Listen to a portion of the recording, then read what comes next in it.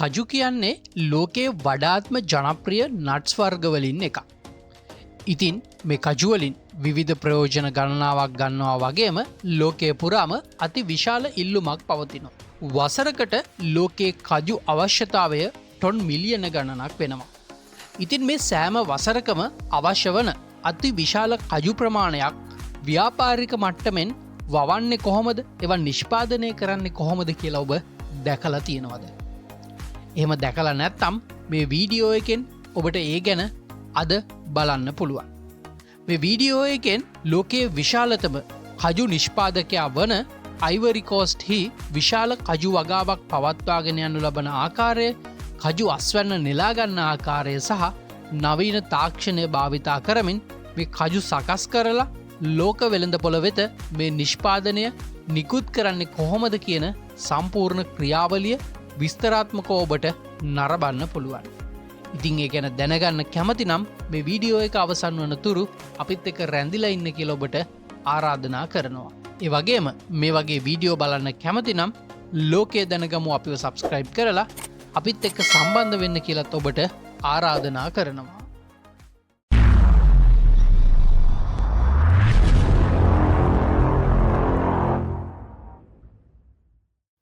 අපි මුලින්ම බලමු අයිවරි කෝස්ට්හි කජු කර්මාන්තය පිළිබඳව.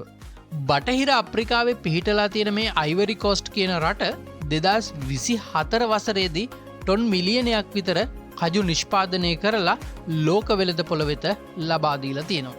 ලෝකයේ මුළු කජු නිෂ්පාදනයෙන් 20%ක විතර ප්‍රමාණයක් තමයි මේ රට සපයන්නේ. ඒ වගේම මේ රටේ ආර්ථිකයට තීරණාත්මක බලපෑමක් මේ කජු නිෂ්පාදනය හරහා සිදු වෙනවා. ඒ රට තුළ ගොවියන් ලක්ෂ 6කටත් වඩා වැඩි ප්‍රමාණයක් ඔවුන්ගේ ප්‍රධාන ආදායම් මාර්ගයේ බවට කජු ව්‍යාපාරය පත් කරගෙන තියෙනවා. ඒ වගේම මේ රට 2023 වසරේදී විතරක් ඇමරිකානු ඩොලර් බිලියන 3ක් වටින කජු ප්‍රමාණයක් ලෝකයට අපනයනය කරලා තියෙනවා. ඉතින් අන්න ඒ වගේ ලෝකයේ විශාලතම කජු නිෂ්පාදකයා බවට අයිවරි කෝස්ට් රාජ්‍යය පත් වෙලා තියෙනවා. දැන් අපි බලමු මේ පස සකස් කිරීම සහ පැල සිටුවීම කොහොමද සිද්ධ වෙන්නේ කියලා. හොඳ ජල ප්‍රවාහනයක් පවත්වා ගැනීම සහ මේ වගාව හොඳින් පැවතීම සඳහා සාමාන්‍යයෙන් pH අගය 5.5 7 අතර වැලි සහිත ලෝම පසක් තමයි මේ කජු වගාවට ගොවියන් තෝරගන්නේ.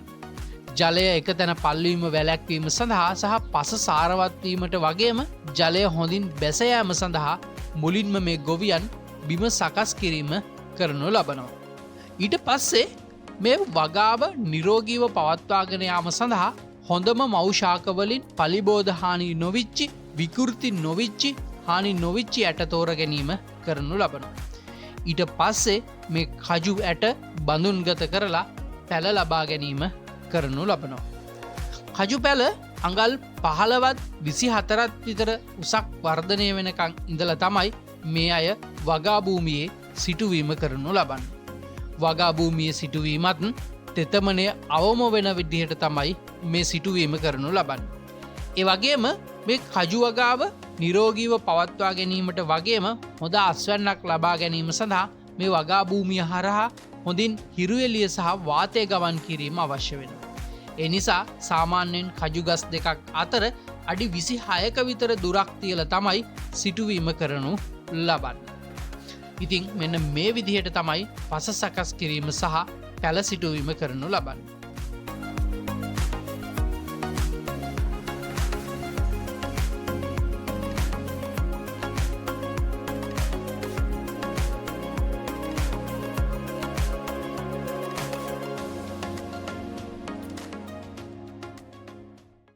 දැන් අපි බලමු කජු ගස් රැක බලා ගැනීම කොහොමද සිද්ධ වෙන්නේ කියලා. කජු පැල සිටුවීමෙන් පසුව සාමාන්‍ය වගාවක් බලාගන්න ආකාරයටම මේ ගොවියන් වගාව බලා ගැනීම කරනු ලබනවා. විශේෂයෙන්ම වියලි කාලවලදී අවශ්‍ය ප්‍රමාණයට ජලය ලබාදීම වගේම වැසි කාලවලදී මේ ගස් මුල කුණුවීම වැළැක්වීම සඳහා හොඳ ජල ප්‍රවාහනයක් පවත්වා ගැනීමට මේ අය කටයුතු කරනු ලබනවා. ගස් ක්‍රමක්‍රමයෙන් වර්ධනය වෙද්දී මේ ගස්වල මැරෙන අතු කපලා ඉවත් කිරීම වගේම ගස්වලට පලිබෝධ හානි අවම කර ගැනීමට සහ හොඳින් හිරුවෙලිය ලැබීම සඳහා මේ ගස් කප්පාදු කිරීමත් ගොවියන් කරනු ලබනවා. ඒ වගේම හොඳ පෝෂ්‍ය පදාර්ථ සහිත පොහොර ලබාදීමත් මේ කාලයේ සිද්ධ වෙනවා. සාමාන්‍යයෙන් අවුරුදු 3-4ක් විතර කාලයක් මේ ගස් රැකබලා ගැනීමට සිද්ධ වෙනවා මුල්ම පළදාව ලබා ගැනීම සඳහා. මෙහෙම අවුරුදු 4-5ක් කාලයේදී මුල්ම පළදාව ලැබුණත් මේ ගස්වලින් උපරිම පළ ලබා ගැනීම සඳහා අවුරුදු 8-12ක් විතර දිගු කාලයක් යනවා කියලා තමයි මේ ගොවියන් පවසන්නේ. කජුවල මිල ඉහළ යෑම සඳහාත් මේ දිග කාලයක් බලාගෙන සිටීමට සිදුවීම බලපාලා තියෙනවා. ඉතින් කොහොම හරි નિયમિત ප්‍රමාණයට මේ ගස් වර්ධනය වුණාට පස්සේ සාමාන්‍යයෙන් දෙසැම්බර් පෙබරවාරි අතර කාලයේදී තමයි මේ වගේ මල් පිපිලා ගෙඩි හට ගැනීම සිද්ධ වෙන්නේ. දැන් අපි බලමු කජු අස්වැන්න නෙලීම කොහොමද සිද්ධ වෙන්නේ කියලා. කජු අස්වැන්න නෙලා ගැනීම ප්‍රධාන ක්‍රම දෙකක් ඔස්සේ සිදු වෙනවා. පළවෙනි ක්‍රමය තමයි සාමාන්‍යයෙන් මේ කජු පුහුලන් හොඳින් ඉදුණට පස්සේ ගහෙන් වැටීම සිද්ධ වෙනවා. ඊට පස්සේ ගොවියන් විසින් ගිහිල්ලා මේ කජු පුහුලන් සහ ඒ ඇට එකතු කර ගැනීම කරනු ලබනවා. ඊළඟ ක්‍රමවේදය තමයි මේවා හොඳින් ඉදුණට පස්සේ දිග රිටි භාවිතා කරමින් මේ අය කඩා ගන්නවා මේ කජු පුහුලන්. මේ ක්‍රම දෙක ඔස්සේම තමයි අස්වැන්න නෙලීම සාමාන්‍යයෙන් මේ වගා භූමිවල සිද්ධ වෙන්නේ.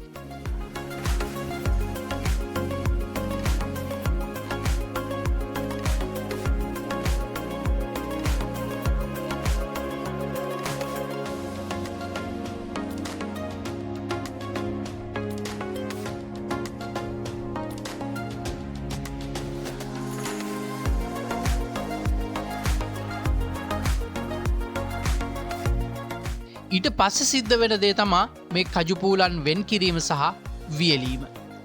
අස්වැන්න නෙලීමෙන් පසුව මේ කජු ඇට සහ පුහුලම වෙන් කිරීම කරනු ලබනවා. සාමාන්‍යයෙන් කුඩා වතුවල මේවා අතින් කරනු ලැබුවත් විශාල වතුවල මේ සඳහා වෙනම කුඩා යන්ත්‍ර තිබෙනවා. ඒ යන්ත්‍ර පෙට්‍රල් එන්ජින් මගින් ක්‍රියාත්මක වන ඉතාමත්ම සරල යන්ත්‍රයක්. මේ හරහා ඉතාමත්ම කාර්යක්ෂමව කජු ඇටය සහ පුහුලම වෙන් කිරීම කරනු ලබනවා. සාමාන්‍යයෙන් මනුස්සයෙක් කරනවට වඩා 10 ගුණයකටත් වඩා වැඩි වේගයකින් මේ කාර්ය කර ගැනීමට මේ යන්ත්‍ර හරහා හැකි බව තමයි ගොවියන් පවසන්නේ. ඊට පස්සේ සෙමින්ති වලින් සකස් කරන ලද විශාල කමත්වලට මේ කජු ඇට දාලා වේලීම කරනු ලබනවා.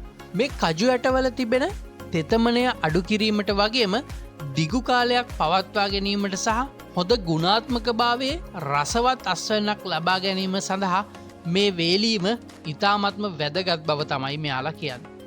කාලගුණ තත්ත්වය ඉතාමත්ම යහපත් හොඳ අවුවක් තියෙනවා නම් සාමාන්‍යයෙන් දින 2-3ක් විතර කාලයක් මේ වේලීම කරනු ලබනවා. ඊට පස්සේ මේ කජු එකතු කරලා පුරවලට පුරවලා කර්මාන්ත ශාලාවන් වෙත ප්‍රවාහනය කිරීම කරනු ලබනවා. දැන් අපි බලමු කර්මාන්ත ශාලාවන් වල මේ කජු සකස් කිරීම කොහොමද සිද්ධ වෙන්නේ කියලා. කර්මාන්ත ශාලාවන් වෙත මේ කජු ගෙන ඒමෙන් පසුව මුලින්ම සිදුවන දේ තමයි මේවා පිරිසිදු කිරීම. විශේෂිත පිරිසිදු කරන යන්ත්‍ර භාවිතා කරමින් මේවාගේ තියෙන අපිරිසිදු ද්‍රව්‍ය සහ දූවිලි ඉවත් කිරීම කරනු ලබනවා.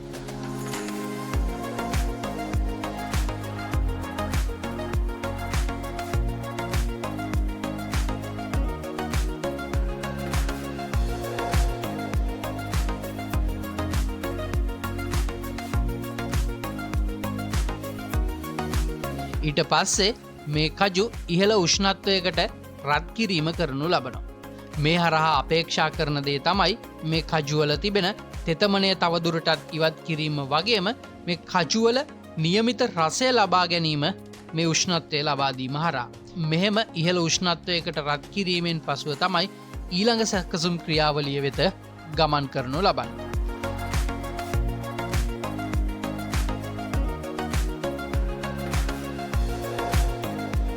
ඊට පස්සේ සිද්ධ වෙන දේ තමා කජු කපලා මදය වෙන් කර ගැනීම. මෙහිදී සිද්ධ වෙන්නේ නවීන යන්ත්‍ර භාවිතා කරමින් මේ කජු ඇටය කපලා ඉතාමත්ම සියුම්ව මේ මදය වෙන් කර ගැනීම. මේ සඳහා නවීන යන්ත්‍ර භාවිතා කරනවා වගේම සාමාන්‍යයෙන් මේ යන්ත්‍රයකට එක් පැයකට කිලෝ 1200ක් විතර සකස් කිරීමේ හැකියාව පවතිනවා. සාමාන්‍යයෙන් අතින් කරනවට වඩා මෙහි කාර්යක්ෂමතාවය 10 ගුණයකින් විතර වැඩි වෙනවා.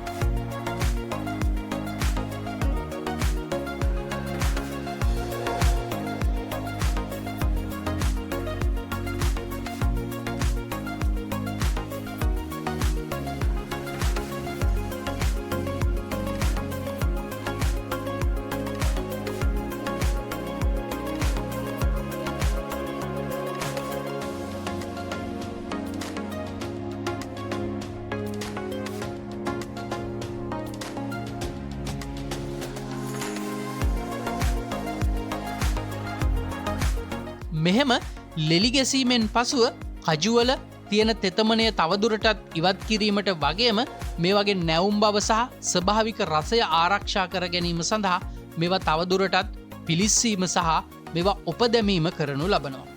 කජුවලට වඩාත්ම සුමට බවක් සහ එහි තියෙන පෙනුම ලබා ගැනීම සඳහා තමයි මෙහෙම උපදැමීම මේ යන්ත්‍ර හරහාම කරනු ලබන්නේ.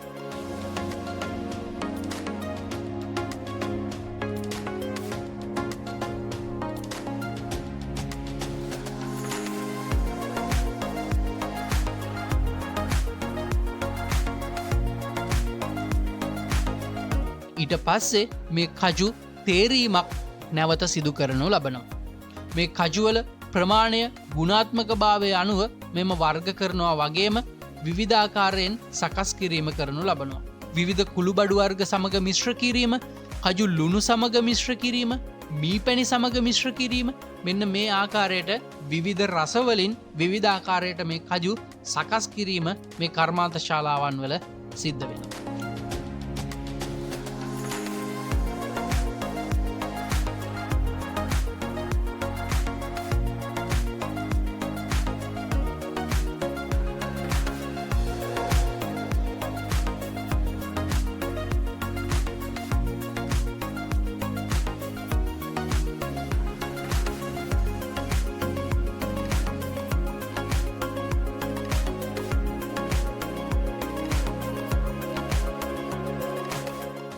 ඊට පස්සේ තමයි නැවුම් බව ආරක්ෂා වන විදිහට මේවා ඇසුරුම් කිරීම කරනු ලබන්නේ. සමහර කර්මාන්ත ශාලාවන් වල ඉතාමත්ම කුඩා පැකට් විදිහට ඇසුරුම් කිරීම වගේම විශාල කර්මාන්ත ශාලාවන් වල විශාල බෑග් වල මේවා තොග වශයෙන් ඇසුරුම් කිරීම කරනු ලබනවා.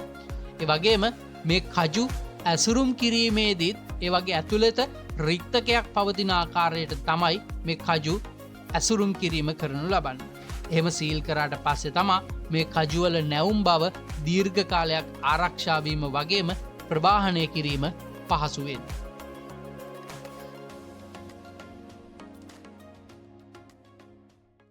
දැන් අපි බලමු මේ කජුවල තියෙන ප්‍රයෝජන සහ ප්‍රතිලාභ මොනවද කියලා. කජු කියන්නේ ඊ타මත්ම කෙටි ආහාරයක් විතරක් නෙමෙයි. කජු වලින් විවිධ නිෂ්පාදන ගණනාවක් කරනු ලබනවා. කජු චීස්, කජු කිරි, කජු බටර් ආදිය නිෂ්පාදනය කරනු ලබනවා. ඒ වගේම සලාද සඳහා, ෆ්‍රයිඩ් රයිස් සඳහා, කජු වෙනමම ආහාරයට ගැනීමට මේ ආදී විවිධ දේවල් සඳහා මේ කජු භාවිතා කරනු ලබනවා.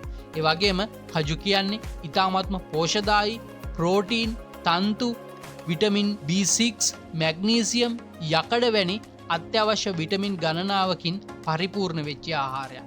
ඒ වගේම ප්‍රතිඔක්ෂිකාරක ගුණයෙන්ද ඉතාමත්ම ඉහළ, ඒ වගේම හෘද සෞඛ්‍ය සඳහාත් ඉතාමත්ම ප්‍රයෝජනවත් ආහාරයක් විදිහට තමයි සලකනු ලබන්නේ. ඉතින් ඔන්න ඔය විදිහට තමයි අයිවරි කෝස්ට් වල කජු වගාවක් පවත්වාගෙන යනු ලබන ආකාරය සහ ඒ වගේම ඵලදාව ලබා ගැනීම වගේම කජු නිෂ්පාදනය සකස් කරලා වෙළඳපොළ වෙත නිකුත් කරනු ලබන සම්පූර්ණ ක්‍රියාවලිය. මං හිතනවා මේ වීඩියෝ එකෙන් ඔබ අලුත් දෙයක් දකින්න ඇති කියලා. ඒ ගැන වගේම අපේ වීඩියෝ ගැනත් ඔබේ අදහස් කමෙන්ට් කරන්න. අපිට ඉතාමත්ම වැදගත් අලුත් වීඩියෝ නිර්මාණය කරද්දී. ඉතින් එහෙනම් යලි දවසක ලෝකය ගැන දැනුම ගෙනෙන මෙවැනි වීඩියෝ එකකින් හමු වෙනතුරු ඔබට ජයග්‍රාහී සුබ දවසක් වේවා.